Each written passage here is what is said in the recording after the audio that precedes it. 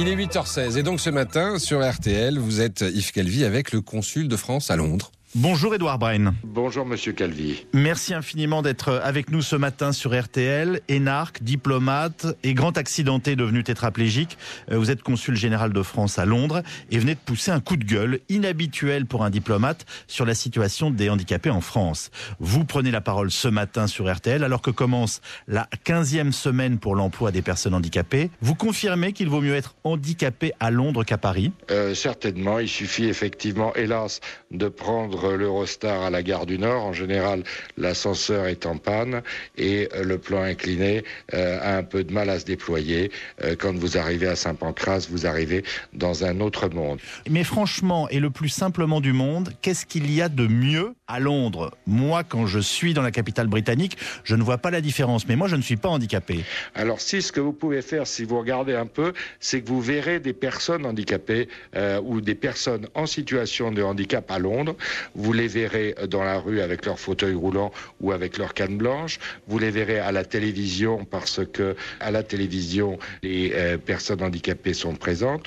Et vous les verrez également au Parlement de Westminster ou partout ailleurs. Vous les verrez dans des autobus, ce qui n'est pas possible en France. Vous pourrez prendre un taxi si vous êtes en fauteuil roulant. La Grande-Bretagne a, on va dire, entre 35 et 50 ans d'avance sur la France en matière d'acceptation de cette réalité pas bien réjouissante qui s'appelle le handicap. Entre 35 et 50 ans d'avance, c'est énorme. J'allais vous dire, c'est quand même étonnant qu'un diplomate explique que son propre pays est plus nul que celui où vous le représentez. Oh non, pas du tout. Je ne dis pas que nous soyons plus nuls. Notre système de santé... Si, c'est ce que vous venez de me dire. Notre système de santé est 1000 fois meilleur que le système de santé britannique. Et quant au service public, je préfère évidemment être en France, sauf quand il s'agit de prendre le bus que je ne peux pas prendre, le métro que je ne peux pas prendre, ou le taxi que je ne peux pas prendre à Paris. Mais à part ça, tout va bien. Non, ce que je dis simplement, c'est qu'il y a des domaines où il faut accepter l'idée que les autres sont meilleurs que nous. Vous remettez en question une certaine arrogance française. Pourquoi venez-vous... Je dis simplement que la Grande-Bretagne a voté en 1970 une loi exemplaire. La totalité des partis politiques ont participé à l'élaboration de cette proposition de loi. Nous, il a fallu attendre 2005 et une attitude très courageuse et très généreuse, mais c'était du top-down, comme on dit, c'est-à-dire que c'est le président Chirac qui a imposé en 2005 une loi sur le handicap qui n'est toujours pas mise en œuvre. Alors, je vais être très français dans ma question. Si je vous dis, mais c'est pas simple, l'insertion des handicapés. Je dis c'est pas simple, effectivement. Non, bien sûr, c'est compliqué, mais le handicap n'a rien de facile.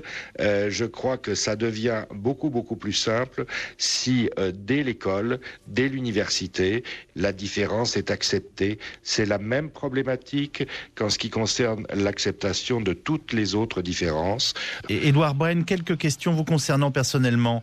Comment êtes-vous devenu tétraplégique ? C'est ma jument, c'est pas ma jument, c'est son mauvais cavalier qui l'a poussé trop vite dans une combe du Quercy où le terrain était très glissant. Elle a bloqué sur les antérieurs et elle a fait le grand soleil, ce qui est une figure d'équitation qui n'est pas complètement recommandée. Donc un accident de cheval et vos cervicales ont été brisées sous le poids de la jument que vous montiez, c'est cela ? Voilà, exactement. Le poids de la jument, peut-être aussi le poids du cavalier.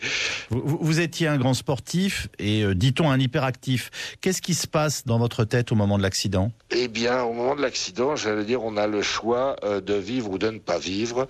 Et je dois dire que ce qui m'a tenu en vie, c'est la pensée de mon épouse, à qui je tiens à rendre absolument hommage, parce que vivre avec une personne handicapée, ça répond à une autre de vos questions, c'est pas de la tarte, et elle est toujours là, même si effectivement, on ne perd pas que la santé, mais également beaucoup d'autres choses dans ce genre d'aventure. Il semble que vous soyez aussi un miraculé, d'abord parce que vous conservez le pouce et l'index de la main gauche en fonction, et ensuite parce qu'un médecin britannique a réveillé des circuits inattendus grâce à une stimulation intramusculaire. Vous pouvez nous expliquer ça en quelques mots ? Parce que c'est un signe d'espoir.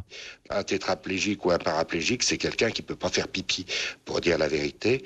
Et je suis un tétraplégique complètement imparfait, dans la mesure où, grâce à Richard Casson, j'ai retrouvé la capacité de pisser, qui est une forme de bonheur. C'est extrêmement important que vous puissiez exprimer ces choses Voilà, je suis désolé, c'est pas très diplomatique, et c'est peut-être pour ça qu'il vaut mieux employer quelqu'un en fauteuil roulant dans le des fonctions plus modestes de consul que de lui confier une véritable ambassade. Voilà. Si je comprends bien, vous avez refusé aussi la prise en charge française. Voilà, c'est-à-dire concrètement que si je voulais que mon aide de vie soit effectivement pris en charge, mais ça voulait dire que je renonçais à travailler.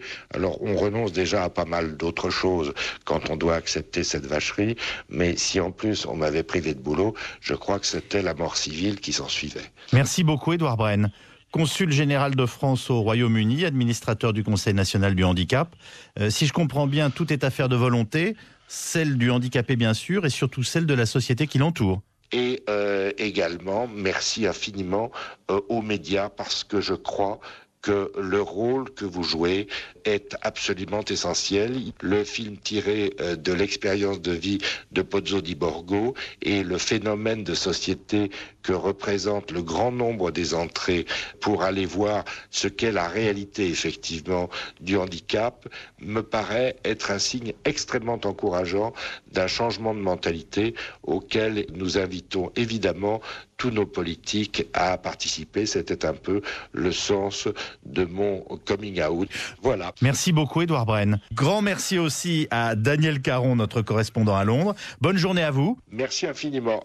Bonne journée à tous. Voilà, et c'est vrai qu'on n'a pas l'habitude d'entendre un haut diplomate parler ainsi, et bien évidemment de son handicap. Témoignage rare que vous pouvez retrouver sur rtl.fr et qui fera peut-être bouger les choses, espérons-le.